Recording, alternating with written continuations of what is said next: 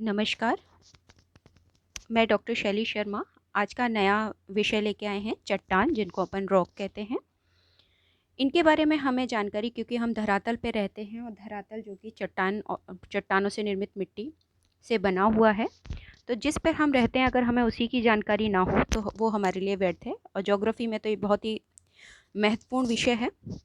सबसे पहले हम जानते हैं शैल या चट्टान कहते किसे हैं। ये वे प्राकृतिक अवस्था में पाए जाने वाले ठोस, गैस, अजैव पदार्थ हैं जिनसे क्रस्ट बनता है। क्रस्ट मतलब जिसके ऊपर हम रहते हैं, धरातल। ये खनिजों के सम्मिश्रण से बनते हैं। इस प्रकार क्रस्ट की रचना इन पदार्थों से या चट्टानों के खनिजों से बनने वाले ठोस पिंडों को हम चट्टान या शैल कहते हैं। अब शैल जब बन गए तो ये कई प्रकार के होते हैं। लोपेक के अनुसार शैल अपने वातावरण के फलस्वरूप वैसा ही निर्माण करते हैं जिस क्षेत्र में उनको जैसा वातावरण या जलवायु प्राप्त होती है। इनकी उत्पत्ति, भौतिक गुण, रासायनिक गुण व स्थिति में बहुत अंतर पाया जाता है। बनावट के आधार पर ये 3 प्रकार के होते हैं: आग्नेय शैल, अवसादी शैल और कायांतरित शैल। अगर पूछा जाए कि धरातल का सबसे प्राचीन शैल कौन सा है तो वो है आग्नेय। आग्नेय के बाद बना अवसादी और अवसादी के बाद बना कायांतरित। मैं तीनों का आपको मतलब भी बता देती हूँ। आग्नेय शैल या जिसको हम कहते हैं रवेदार शैल।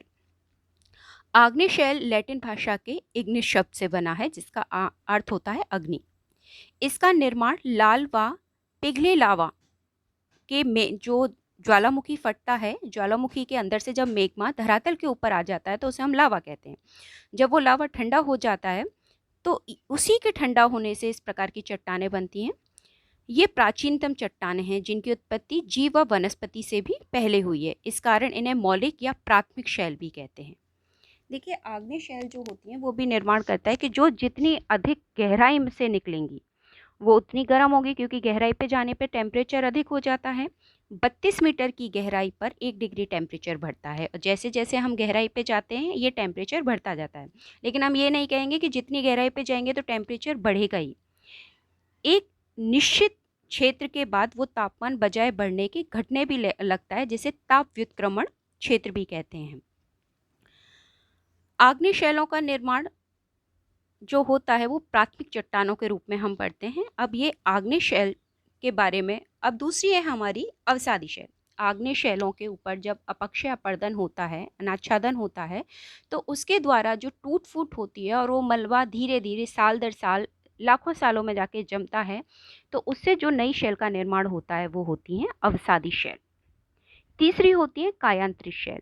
ऐसी शैलें जो आग्नेय और अवसादी शैलों के समय से रासायनिक गुणों में, भौतिक गुणों में या समय कालांतर के अनुसार जो परिवर्तित होकर नया रूप लेती हैं, काया बदल लेती हैं, उनको हम कहते हैं कायांतरित शैलें। ये धरातल के गहराई में भी पाई जाती हैं और ऊपरी सतह पर भी पाई जाती हैं।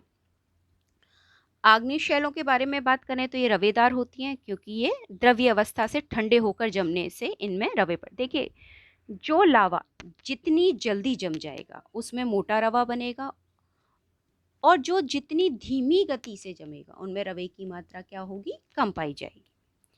ये स्तरहीन शैलें होती हैं, अर्थात इनमें परतें नहीं होती हैं, क्योंकि इनका निर्माण उद्गार के बाद एक साथ होता है। ज्वालामुखी जब फटता है तो उसमें से जो उद्गार मतलब लावा निकलता है उससे इसका निर्माण होता है। ये अत्यधिक कठोर, सघन और विशाल होती हैं, असरंध्री होती हैं, जिसके सरलता से इसमें जल प्रवेश कर जाता है। आग्नेय शैलों का निर्माण ज्वालामुखी क्रिया से होता है। इसमें जीवाश्म नहीं पाए जाते, क्योंकि लावा एक गर्म चीज़ है और गर्म चीज़ में कोई भी चीज़ जीवित नहीं रह सकती, वो जल जाएगी। इसलिए इसमें जीवाश्म नहीं पाए जाते, क्योंकि इनका निर्माण जीव व वनस्पति की उत्पत्ति से भी पहले हुआ है। आग्नेय, कायांतरित और अवसादी शैलों को हम एक चार्ट के माध्यम से भी समझ सकते हैं। संरचना और उत्पत्ति के आधार पर मैंने आपको पहले ही बताया, आग्नेय चट्टान, परतदार और परिवर्तित चट्टानें, इग्नोजियस, सेडिमेंट्री एंड मेट्रोमॉर्फिक रॉक्स। आग्नेय चट्टानों की जो हम संरचना की बात करते हैं तो इसमें कुछ चीज़ें पाई जाती हैं, मुख्य रूप से सिलिका और पैठिक ऑक्साइड। सिलिका में अम्लीय चट्टानें जिनका प्रतिशत होता है 65 से 80%, मध्यवर्ती चट्टानें 52 से 65%, पैठिक चट्टानें 40 से 52% और लघु पैठिक चट्टानें 40 से कम। पैठिक ऑक्साइड का प्रतिशत होता है 20 से 35, 35 से 48, 48 से 60 और 60 से ऊपर प्रतिशत पाया जाता है। अगर आग्नेय चट्टानों की उत्पत्ति की बात करें तो 2 प्रकार से उत्पत्ति हुई है इनकी।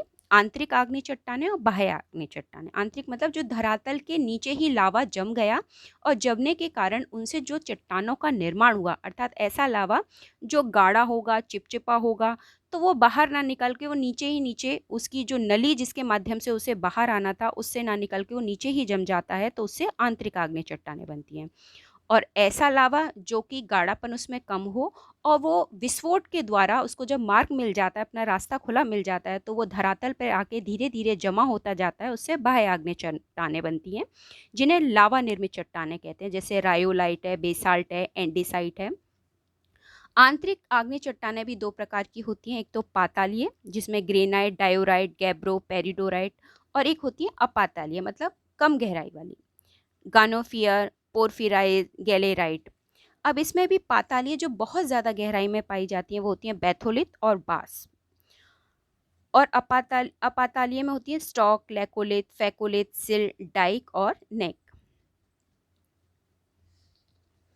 परतदार चट्टानें, ये वो चट्टानें होती हैं जो 3 प्रक्रियाओं से इनका निर्माण होता है।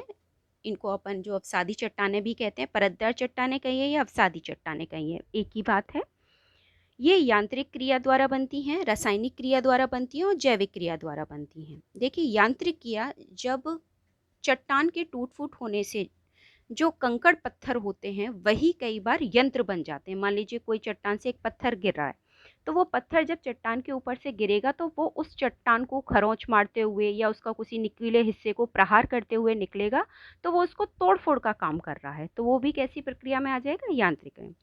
इसमें बालू का कण प्रस्तर, क्वार्ट्ज बलुई पत्थर, सूक्ष्म कण प्रस्तर, शैल, क्ले, लोयस। लोयस एक प्रकार की मिट्टी है और ये जो फेमस है या हम कहें सबसे ज़्यादा मात्रा में पाई जाती है, ये चीन में पाए लोयस का मैदान। रासायनिक क्रिया से 5 प्रकार का निर्माण होता है अवसादी चट्टानों को: कार्बोनेट, सल्फेट, क्लोराइड, सिलिकेट और लौह प्रस्तर।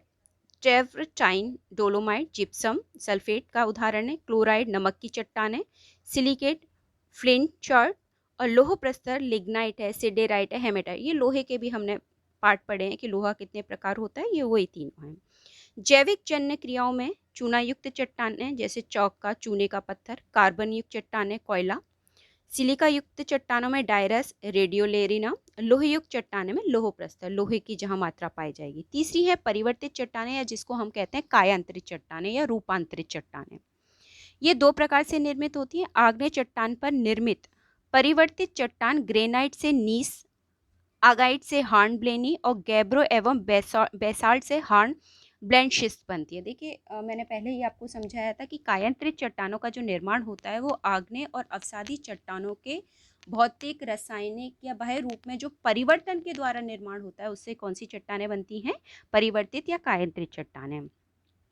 परतदार चट्टान पर निर्मित क्ले, शैल, गाद, प्रस्तर से स्लेट, स्लेट से फाइलाइट, फाइलाइट से सिस्ट, बलुई पत्थर से संपीड़नात्मक क्वार्ट्ज, चूने के पत्थर से संगमरमर और कोयले से ग्रेफाइट का निर्माण होता है। तो एक कोयला होता है जिसमें कार्बन की मात्रा के आधार पर हम बात करते हैं। ग्रेफाइट जो होता है उसमें 99% कार्बन होता है और बाकी के में बहुत कम मात्रा में उसमें पानी पाया जाता है। जब पानी नहीं होगा तो ऑक्सीजन की मात्रा कम होगी और जब ऑक्सीजन की मात्रा कम होगी तो उसे जलने में बहुत समय लगेगा। तो हम ग्रेफाइट का निर्माण बजाय ज्वलनशील पदार्थों में करने के, इसका हम जो सबसे ज़्यादा उपयोग करते हैं वो करते हैं पेंसिल। जो हम रूल लेते हैं, रूल की जो नॉक होती है वो ग्रेफाइट से बनती है, इसे काला सोना भी कहते हैं।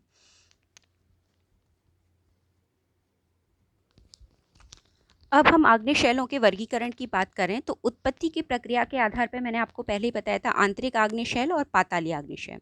जब मेग्मा क्रस्ट के ऊपर आने का प्रयास करता है, आने की कोशिश तो करता है, परंतु मार्ग में क्या होता है, जिस नली या जिस रास्ते के द्वारा वो बाहर आने की कोशिश करता है वो किसी ना किसी कारण से बंद है। मान लीजिए गाढ़ा चिपचिपा लावा है या मेग्मा है, लसदार है, तो आगे नहीं बढ़ पाएगा। तो जो नली है, जिस रास्ते से वो आना है, उसको वो ब्लॉक कर देता है, जिसके कारण वो वहीं ठंडा होकर ठोस रूप धारण कर लेता है, जिससे आंतरिक आग्नेय शैलों का निर्माण होता है। ये भी 2 प्रकार की होती हैं। पातालीय आग्नेय शैलें अधिक गहराई में तापमान अधिक होने के कारण मेग्मा को ठंडे होने में अधिक समय लगता है। अतः ठंडे होने में जब जितना ज़्यादा समय लगेगा उतने ही उसमें रवे पड़ेंगे, मतलब मोटे कण बनेंगे। उदाहरण ग्रेनाइट। ग्रेनाइट आपने अगर पत्थर देखा हो, सफ़ेद कलर का चमकीला होता है, उसमें मोटे मोटे रवे दिखाई देते हैं। दूसरी होती है मध्यवर्ती या अधिवितलीय आग्नेय चट्टानें। जो ज्वालामुखी उद्गार के समय मेग्मा ऊपर उठता है तो अवरोध के कारण दरारों में, छिद्रों में एवं नली में जमकर ठोस हो जाता है। इस प्रकार से इन शैलों का निर्माण होता है। बजाय नीचाई में न जाके थोड़ा और मध्यवर्ती भाग में धरातल और गहराई के बीच में इन चट्टानों का निर्माण होता है। ये चट्टानें जो होती हैं उनको हम कई नामों से जानते हैं। सबसे पहली है हमारी पैथोलिथ।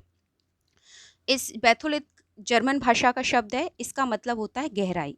ये लंबे, असमान तथा उभरे हुए आग्नेय शैलों के आकार होते हैं। आकार की बात करें तो देखने में गुंबद नुमा होता है, ढाल खड़े होते हैं। और अगर भारत में हम इसकी बात करें तो रांची के पठार में इसके कई हमें रूप देखने को मिलते हैं, आकार देखने को मिलते हैं। दूसरा है लेकोलिथ या छत्रक। लेकोलिथ मेग्माशील उत्तर ढाल के रूप में होता है। यह केवल परतदार चट्टानों में ही बनता है क्षैतिज रूप में। फैकोलिथ मोरदार पर्वतों की अपनति व अवनति से लावा का जमाव हो जाता है। इस प्रकार बने लहरदार जमाव को फैकोलिथ। देखिए मैंने आपको वलन बताया था। वलन में क्या होता है, एक हिस्सा ऊपर एक हिस्सा नीचे। तो ऊपर वाले हिस्से में जब ये जाके जमता है लावा, या जिसे हम मेग्मा कह रहे हैं, जब तक धरातल के अंदर है ये मेग्मा कहलाएगा। जब ये धरातल के बाहर आ जाएगा तब हम इसे लावा कहेंगे। तो अगर ऊपर की ओर जाके जम जाता है तो ये मोरदार, फैकोलिथ में अपनति और अभिनति मैंने वहां पे भी आपको बताया था। तो इन जब मोरदार जमावों में इनका जमाव होता है तो उसे हम कहते हैं फैकोलिथ। इसे हम डायग्राम के माध्यम से भी समझेंगे। लोपोलिथ जर्मन भाषा के लोपा शब्द से बना है, जिसका मतलब होता है छिचला बेसिन। छिचला मतलब कम गहरा बेसिन। मेग्मा का जमाव धरातल के नीचे अवतल आकार वाली छिछली बेसिन में होता है। तस्तरी नुमा आकृति होती है जिसे हम कहते हैं लोपोलिथ। सिल एवं शीट। अवसादी चट्टानों की समानांतर परतों में लावा के या मेग्मा के अधिक मोटे जमाव को हम कहते हैं सिल, और वही पतले पतले जमाव हो तो उसे हम कहते हैं शीट। एक है डाइक। भूपटल से खड़े यानी समकोण बनाते हुए जो जमाव होता है उसे हम कहते हैं डाइक। देखिए सिल और शीट क्षैतिज अवस्था में जमता है और डाइक लंबवत अवस्था में इसका जमाव होता है। जिन जिन चीज़ों का मैंने बात की थी, सबसे पहले मैंने आपको बताया था पैथोलिथ। गुंबदनुमा आकृति है और धरातल के नीचे ये जम रहा है। और ये जो आप इसमें शाखाएं देख रहे हैं, लेकोलिथ, सिल, स्टॉक, डाइक, जब ये ऊपर से रिसाव जमाव वहीं के वहीं इतना गाढ़ा चिपचिपा मेग्मा होता है कि वहीं के वहीं गुंबद के रूप में उठ जाता है तो उसे हम कहते हैं बैथोलिथ। लेकोलिथ धरातल के नीचे थोड़ा कम, बैथोलिथ से कम ऊंचाई लिए होता है। सिडार, उसमें लिंग छोटी छोटी क्षैतिज नुमा परतों में उनकी आकृति बढ़ती जाती है।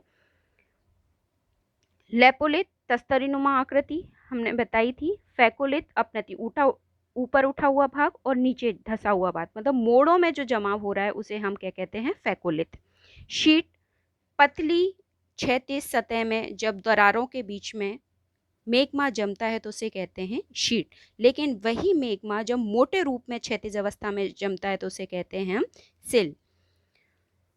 ज्वालामुखी ग्रीवा। देखिए ज्वालामुखी जब फटता है तो ज्वालामुखी नली के द्वारा वो मेग्मा बाहर आता है, तो वो जब नली में ही जम जाता है तो उसे हम कहते हैं ज्वालामुखी ग्रीवा, स्टाक।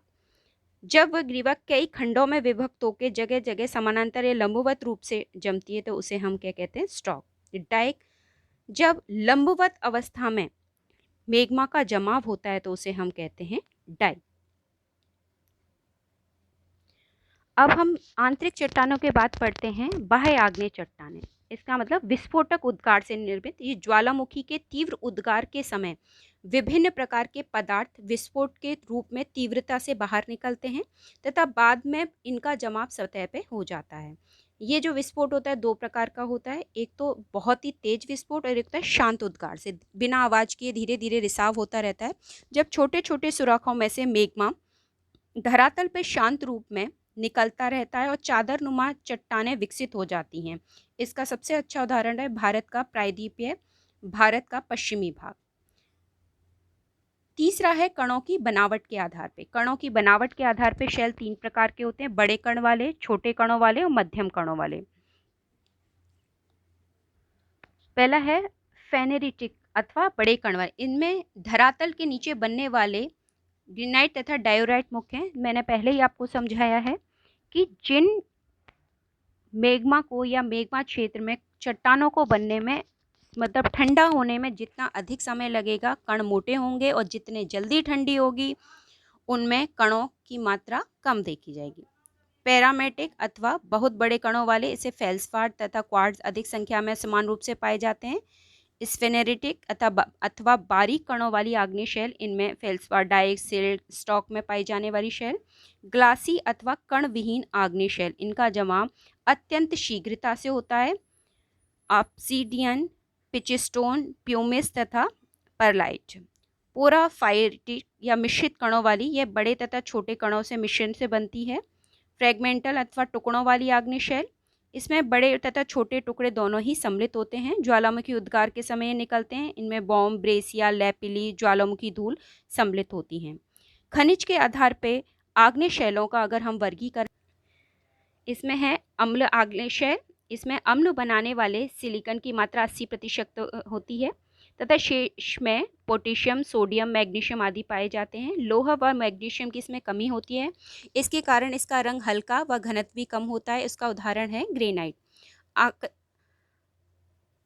आग्नेय शेल, इसमें सिलिकॉन की मात्रा 40% से कम होती है, मैग्नीशियम 40%, अन्य में लोहा, एल्यूमिनियम, पोटेशियम 20% होता है। मैग्नीशियम की अधिकता के कारण इसका रंग गहरा होता है, इससे पठारों का निर्माण होता है। उदाहरण बेसाल्ट, गैब्रोल, डोलाइट।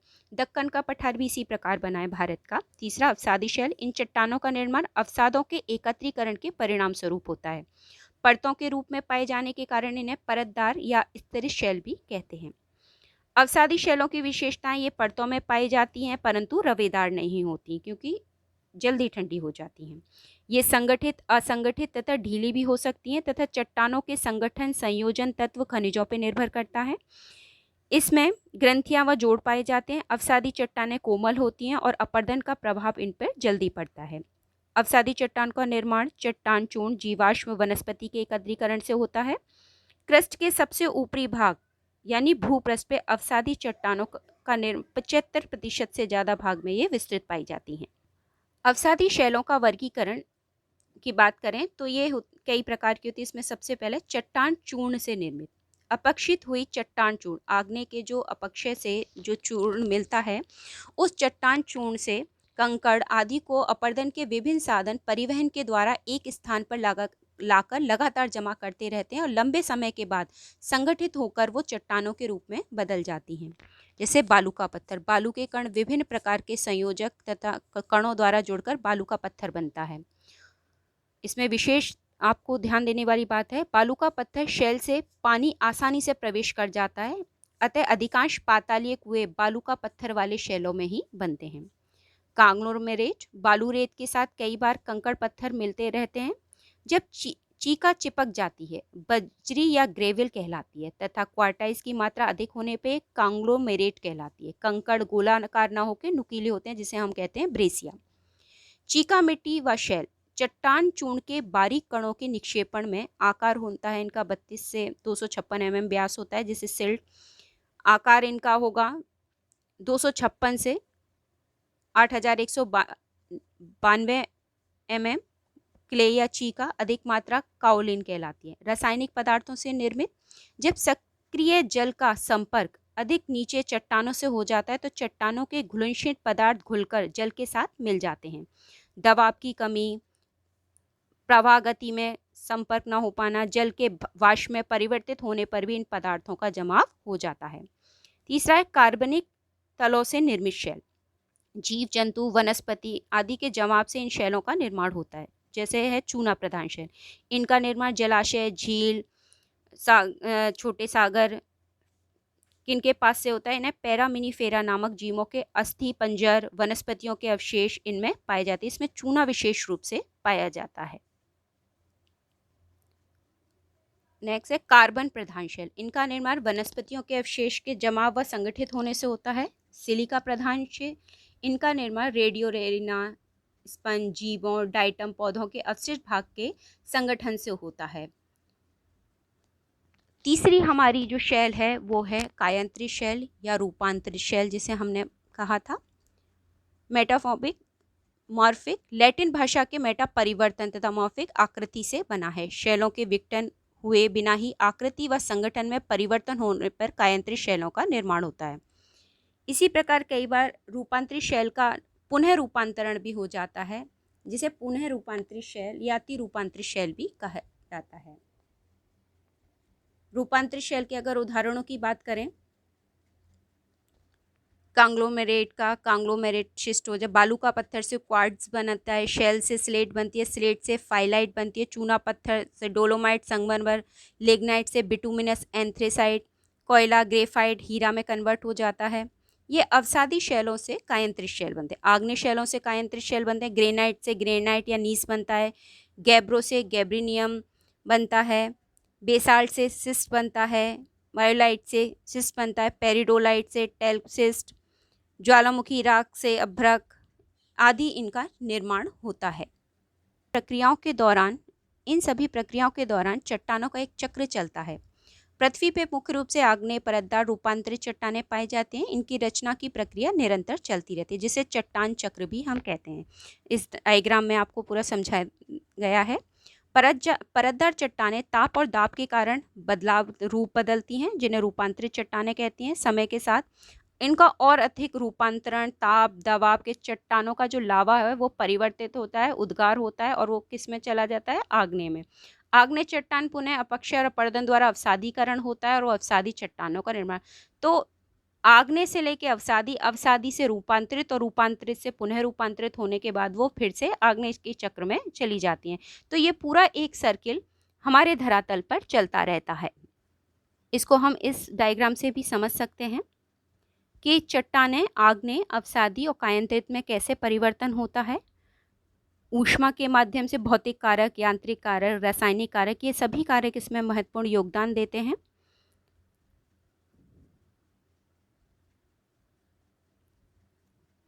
हम इस चित्र से भी हम इसको और अच्छी तरह समझ सकते हैं। देखिए, इसमें आग्नेय शैल है, एक अंतर्वेदी आग्नेय शैल और बहिर्वेदी आग्नेय शैल। अंतर्वेदी आग्नेय शैल जिसका गाढ़ा चिपचिपा लावा होने के कारण वो शैलों का निर्माण, जैसे मैंने बैथोलिक बताई थी आपको, वहीं की वहीं हो जाता है। तो अंतर्वेदी आग्नेय शैल होती हैं जो भूपटलीय उत्क्षेपण से ऊपर तक जाती हैं। दूसरी है बहिर्वेदी आग्नेय शैल, जिसमें फैकोलिथ, लेपोलिथ की बात की गई थी। ये थोड़ी और ऊपर चली जाती हैं, जो कि लंबवत या क्षैतिज अवस्था में, जैसे सिल थी, डाइक थी, शीट थी, इनका निर्माण होता है। इन्हीं के निर्माण होने के बाद जब इन पे विघटन, अपघटन और घुलन के कारण ये टूट टूट के एक जगह निक्षेपित होती हैं, तो अवसादी चट्टानों का निर्माण होती है। ये क्योंकि एक ही बार में नहीं टूटती, इन्हें टूटने में, धीरे धीरे टूटने में समय लगता है, तो परत दर परत जमती हैं। इसी कारण इनको परतदार चट्टानों के नाम से भी जाना जाता है। इन अवसादी चट्टानों का धीरे धीरे फिर क्या होता है, पुनः अनाच्छादन की प्रक्रिया काम करती है। इनका रूपांतरण होता है, ताप और दाब के कारण इनका रूपांतरण होता है, तो अवसादी शैलों का जमाव होता है। इनके अवसादी शैलों के रूप में जब परिवर्तन होता है ताप और दबाव के कारण, तो कायांतरित होती हैं और उनसे कायांतरित शैलों का निर्माण होता है। कायांतरित शैलों का फिर गलन होता है।